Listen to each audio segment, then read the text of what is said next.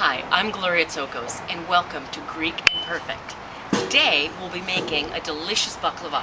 Okay, let's get started to make our delicious and scrumptious baklava. So let me just show you what I've done over here. We have incorporated and chopped up two different types of nuts. One, in this bowl, we have walnuts, and you can see how lovely that is. Just put about 2 cups of walnuts, no unsalted, just regular untoasted walnuts. Chop them up in the food processor. 2 cups of that in here. Then over here we have about 1.5 cups of chopped almonds. These are roasted almonds. It's going to give the baklava amazing flavor, and it's going to have like that nice roasted taste once it comes out of the oven. Then we have about 2 sticks of clarified butter. What that means is we've taken 2 sticks of butter and we've melted it down at a very low heat. Also here we have 3 tablespoons of sugar and 2 tablespoons of cinnamon.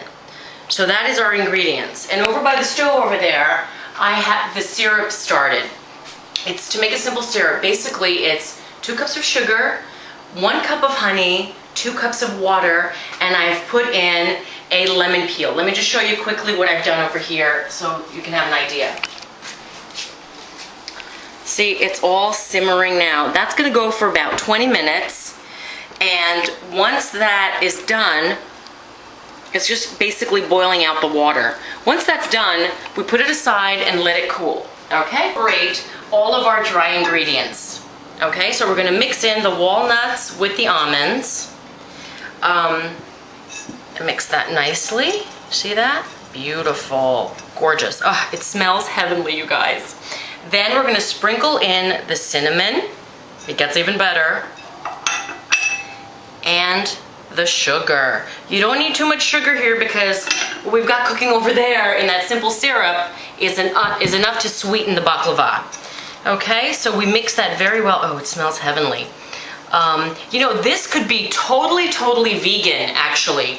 There's no eggs, there's no milk in here. You can substitute the butter for like a margarine or one of those new kind of spreads that they've invented, which would be, you know, the same. It gives you the buttery flavor. All right, incorporate that really nicely. Okay, just put this in the sink. Okay, now basically we're gonna be layering. We're going to be, I've buttered a pan, an aluminum pan, and actually the higher the pan, the better. It's going to give you a nice thick baklava. This cloth is a little bit damp to keep the phyllo from drying out. So basically this is what we're doing. We're just taking a little pastry brush right here, okay? And we are just brushing nicely the phyllo, okay? All right.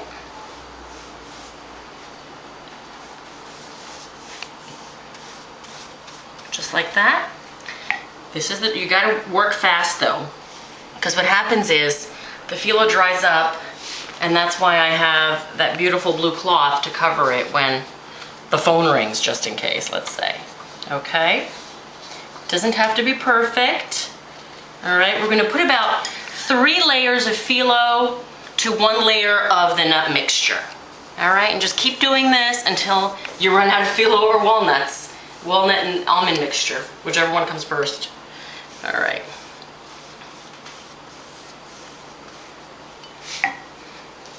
Okay. Again, we're doing this like that. Oops. Okay, and don't worry about the wrinkles and the crinkles. All that will be resolved in cooking. Okay.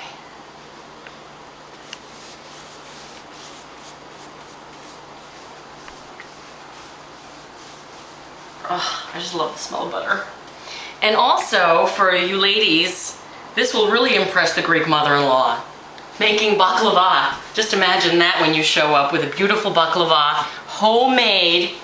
I tell you, that Greek mother-in-law, either she'll love you or hate you. Just like that. See? And don't worry if it gets a little, you know, if the sides come over a little bit, that's fine. So this is what it should look like, the consistency. And then we're just gonna keep layering. Okay, we're back. Now after you've layered everything with the almonds and the walnut and the cinnamon sugar mix, and we've buttered every single phyllo, we have come up with this. The last 5 phyllos, I would say, don't put any walnut mixture in there, give it a nice definition and a little bit of height. So now we're gonna cut it. We actually have to cut it in order to bake it, all right? So you can be creative and do like little diamonds like that. Get a very, very sharp knife or sharpen your knife, which is always a good idea. What I also did is I put it in the freezer for about 10, not even 10 minutes. I would say about 5 minutes. And I let it get a little bit cold because obviously when you're working with phyllo and butter and all that good stuff, you're gonna have to put it in the freezer to get it a little bit going with the cold. So, all right, and we're spacing these. Again, I am doing like a trellis.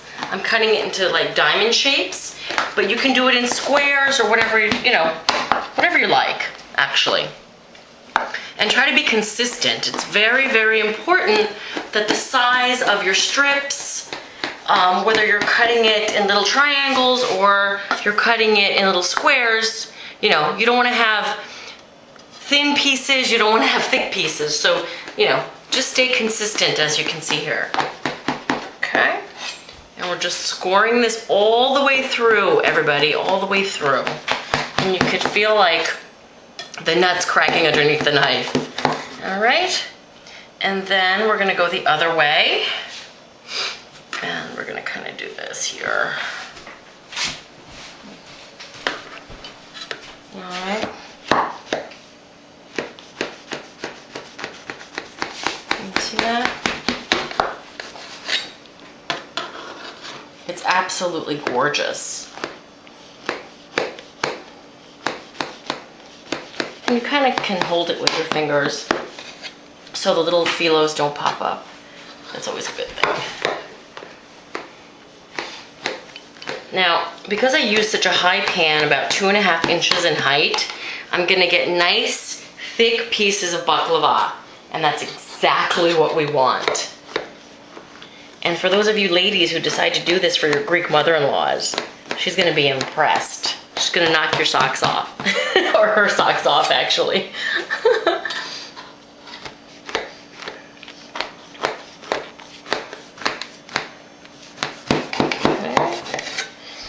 One more slice. And I always leave the side slices. So in a 325-degree oven, we put the baklava inside. Now, it's very important to leave it in there until it's golden brown. Okay, so after you've taken it out of the oven, you've poured the simple syrup all over it, and then you let it cool for 5 to 6 hours. And then it will be ready to serve. So what I'm gonna do is, I'm gonna take a nice, beautiful piece out right now, so we can serve it. And you kind of have to dig your spatula down in there and get it out, because obviously everything is sticky, everything is like kind of mushed together. All right, ooh, isn't that beautiful? Why don't we come a little closer with the camera so we can see how gorgeous that is? Absolutely stunning.